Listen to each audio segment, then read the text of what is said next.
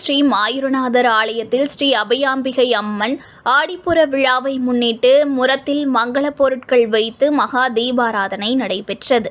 வெள்ளி ரதத்தில் அபயாம்பிகை அம்மன் வலம் வந்து அருள் பாலித்தார்.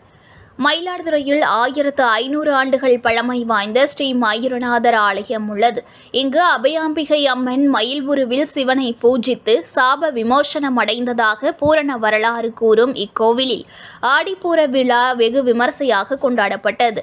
ஸ்ரீ அபயாம்பிகை அம்மனுக்கு சிறப்பு அபிஷேக ஆராதனைகள் செய்யப்பட்டு வளையல் அலங்காரம் செய்யப்பட்டு முரத்தில் மஞ்சள் குங்குமம் உள்ளிட்ட மங்கள பொருட்கள் வைக்கப்பட்டு மகா தீபாராதனை நடைபெற்றது. தொடர்ந்து ஸ்ரீ அபயாம்பிகை அம்மன் வெள்ளி ரதத்தில் எழுந்தருளி ஆலய பிரகார வீதி உலா நடைபெற்றது.